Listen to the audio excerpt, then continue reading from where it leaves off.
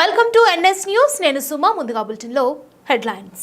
Nirmal building painter union ఆధ్వర్యంలో motor bike rally పట్టణంలో నిర్వహించి కలెక్టర్ కార్యాలయంకి చేరుకొని అక్కడ ధర్నా నిర్వహించినారు. వలస కార్మికులు కార్మిక చట్టాలను అతిక్రమిస్తున్నారని, కావున చట్ట ప్రకారం పనిచేయాలని, లోకల్ పెయింటర్లకు ఉద్యోగ భద్రత కల్పించాలని డిమాండ్ చేశారు. కలెక్టర్ వినతిపత్రంలో ఇతర రాష్ట్రాల కార్మికులతో జాయింట్ మీటింగ్ పెట్టి సమస్యను పరిష్కరించాలని కోరారు. అట్లాగే ఏఎల్ఓ మరియు జిల్లా సూపరింటెండెంట్ పోలీస్ కూడా వినతిపత్రం అందించాం అన్నారు.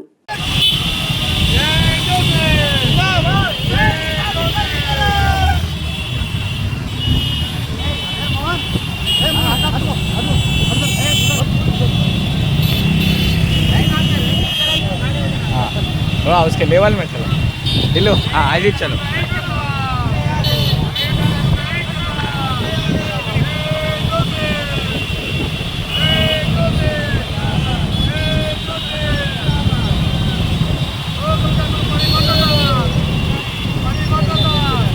इधर जाना है।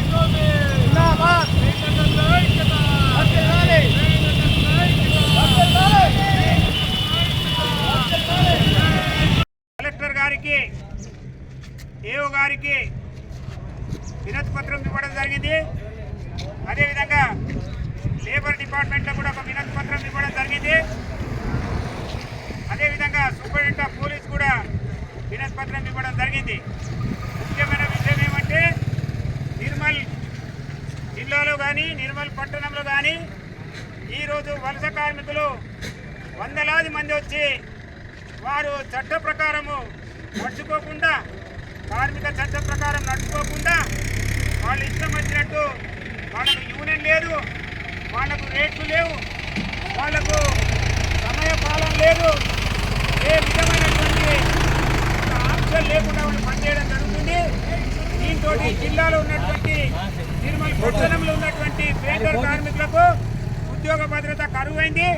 వాళ్లకు రోజువారీ పని రోజు కూడా దొరికే అవకాశము తగ్గుతుంది. దీంతో పెయింటర్ కార్మికుల కుటుంబాలు రోడ్డున పడే అవకాశం ఉన్నది. దీని కొరకు కలెక్టర్ గారు స్పందించాలి.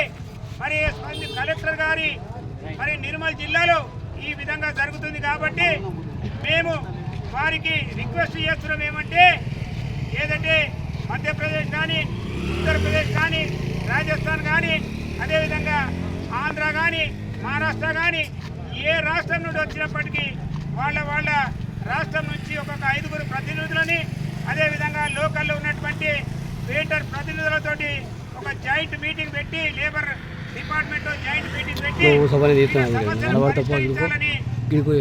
తెలియజేయడం జరుగుతుంది. ఒకవేళ సమస్య పరిష్కరించకుంటే ఈ ఉద్యమం ఉధృతంగా అవుతుందని కూడా ఈరోజు తెలియజేయడం జరుగుతుంది.